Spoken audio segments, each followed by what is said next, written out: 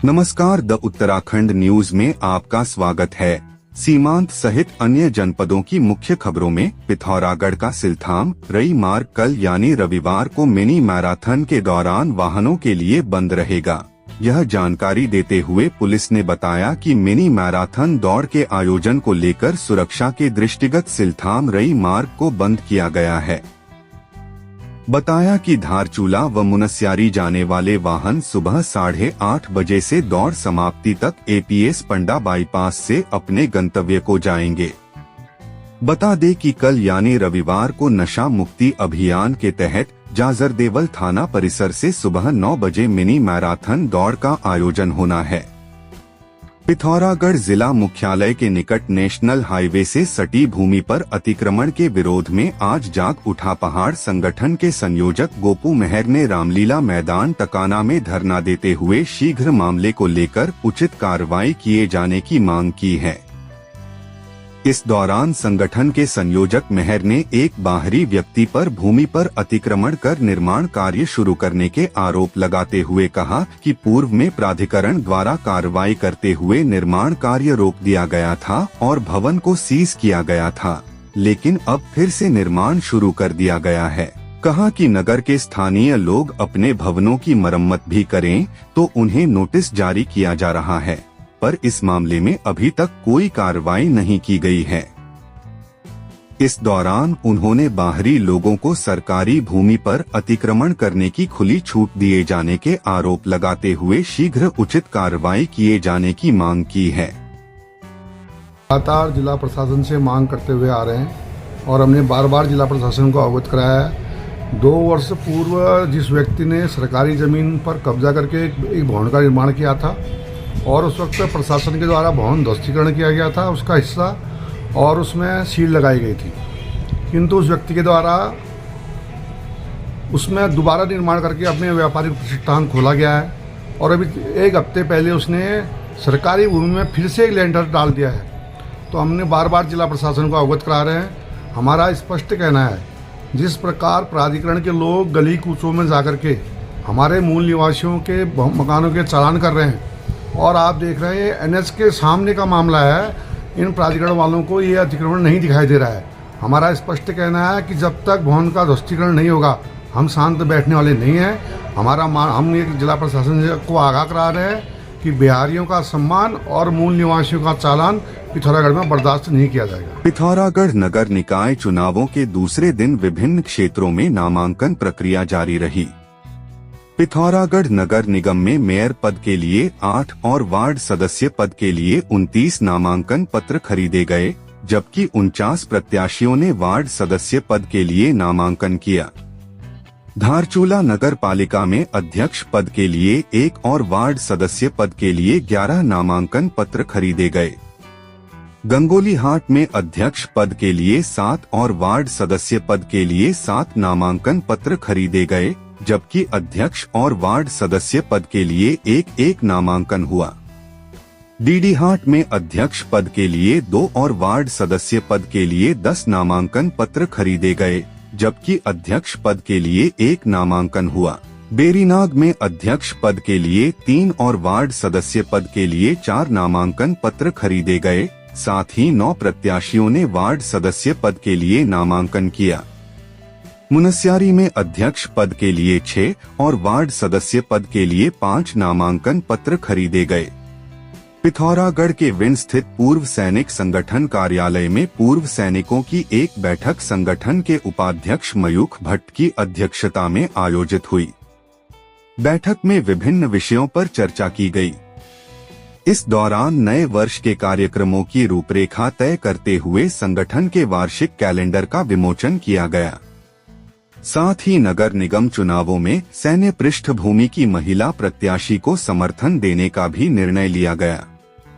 बैठक की शुरुआत वार्षिक कैलेंडर जारी करते हुए दीपा चुफाल, प्रमिला बोरा, पूर्व सैनिक भगवान सिंह व सुंदर सिंह द्वारा की गई। बैठक में निर्णय लिया गया कि 1 जनवरी से संगठन नशे के खिलाफ जागरूकता अभियान शुरू करेगा, जिसके तहत युवाओं को नशे से दूर रखने के लिए जगह जगह बैठकों का आयोजन किया जाएगा। जिनमें युवाओं को सेना में शामिल होने और खेल के क्षेत्र में आगे बढ़ने के लिए प्रेरित किया जाएगा। बैठक में संगठन के आय व्यय का ब्यौरा प्रस्तुत किया गया और निर्णय लिया गया कि नगर निगम में मेयर व सभासद पद के लिए सैन्य परिवारों से जुड़े प्रत्याशियों को संगठन का समर्थन दिया जाएगा। इस अवसर पर नवीन गिरी, सुरेंद्र सिंह, शेर सिंह, किशन सिंह धामी, अनूप सिंह, उमेश तिवारी, विक्रम सिंह पोखरिया सहित कई पूर्व सैनिक मौजूद थे। राष्ट्रीय विद्यालयी बैडमिंटन प्रतियोगिता में रजत पदक जीतकर अपने गृह क्षेत्र पहुंचे पूरब कार्की का राजकीय इंटर कॉलेज पांखू में भव्य स्वागत क्षेत्रवासियों द्वारा किया गया। हिमालय इंटर कॉलेज चौकोड़ी के छात्र पूरब के राज्य स्तरीय बैडमिंटन प्रतियोगिता में शानदार प्रदर्शन पर उनका चयन महाराष्ट्र में आयोजित राष्ट्रीय बैडमिंटन प्रतियोगिता के लिए हुआ था। पूरब ने इस प्रतियोगिता में शानदार प्रदर्शन कर रजत पदक अपने नाम किया। गृह क्षेत्र पहुंचने पर क्षेत्रवासियों ने पूरब को सम्मानित करते हुए इसे क्षेत्र के लिए एक बड़ी उपलब्धि बताया। इस अवसर पर प्रवीण कार्की, उमेद सिंह कार्की, केशर मेहरा, पुष्कर सिंह, गोविंद बल्लभ सहित कई लोग मौजूद थे। चमोली पुलिस अधीक्षक सर्वेश पंवार के निर्देशन में पुलिस ने नगर निकाय चुनाव से पहले अवैध गतिविधियों पर अंकुश लगाने के अभियान में बड़ी सफलता हासिल की है। पुलिस और एसओजी की संयुक्त टीम ने नंदप्रयाग कर्णप्रयाग मार्ग पर संगम होटल के पास एक व्यक्ति को रोककर तलाशी ली। तलाशी के दौरान आरोपी नंदन सिंह निवासी चमोली के कब्जे से 1 किलो 424 ग्राम अवैध चरस बरामद की गई। आरोपी के खिलाफ एनडीपीएस एक्ट के तहत मुकदमा दर्ज कर उसे गिरफ्तार कर लिया गया। बरामद चरस की अंतर्राष्ट्रीय बाजार में अनुमानित कीमत करीब 2.85 लाख रुपए आंकी गई है।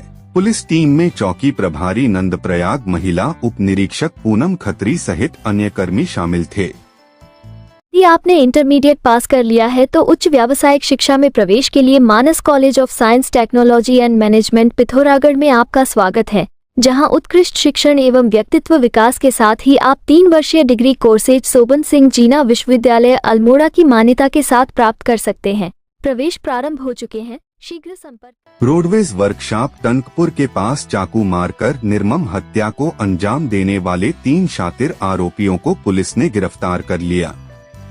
आरोपियों की निशानदेही पर हमले में प्रयुक्त चाकू बरामद किया गया।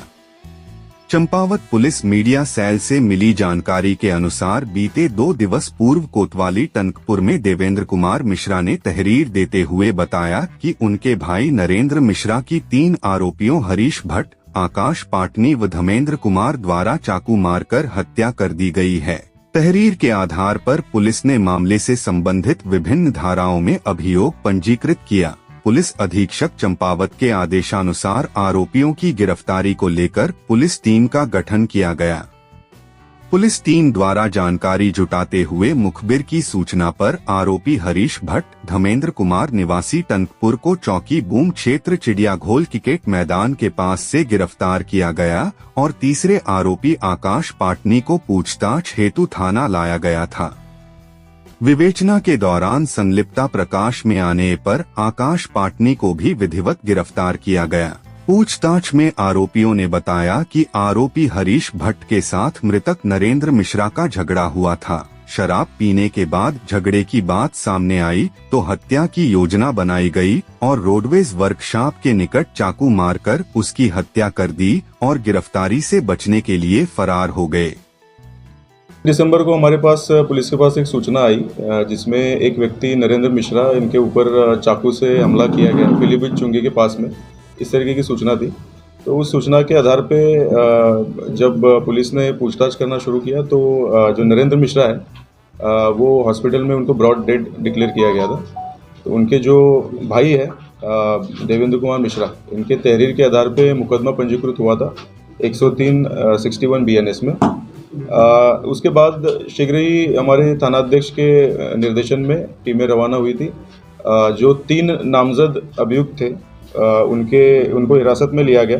हरीश भट्ट जो बिचई कोतवाली टनकपुर के रहने वाले, धर्मेंद्र कुमार जो वार्ड नंबर 9 के रहने वाले, आकाश पाटनी जो ककराली गेट के पास रहने वाले हैं, इन तीनों को हिरासत में लेके पूछताछ की गई तो उसमें ये पाया गया कि जो हरीश भट्ट है इनके साथ कुछ आपसी विवाद, जो डिजीज्ड है नरेंद्र मिश्रा, इनका और हरीश भट्ट का एक आपसी विवाद दिन में हुआ था, जिसके वजह से शाम के वक्त ये ये चार जो लोग हैं, हरीश भट्ट, धर्मेंद्र कुमार, आकाश पाटनी और दीपक राम, ये एक साथ नशा करते हैं। तो शाम के वक्त ये बातचीत में जब ये पॉइंट उन्होंने आपस में डिस्कस किया कि हमारा दिन में झगड़ा हुआ था, तो उसके बाद वो बिचई से उसका बदला लेने के उद्देश्य से ये चारों ही वहाँ पे पीलीभीत चुंगी के आसपास घूम रहे थे।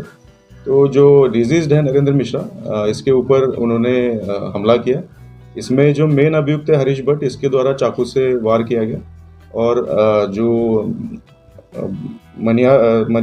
दीपक राम है उन्होंने और हरीश भट्ट ने इस चाकू को मनियारगोड रेलवे पटरी के नज़दीक इसको डिस्पोज किया। तो पूछताछ में ये चीज़ें निकल के आने पर प्रदेश भर की मुख्य खबरों को सबसे पहले जानने के लिए आप हमारे YouTube चैनल को सब्सक्राइब करें, वीडियो को लाइक करें और कमेंट करें और वीडियो को शेयर करें। तो दोस्तों, वीडियो को देखने के लिए आपका बहुत बहुत धन्यवाद।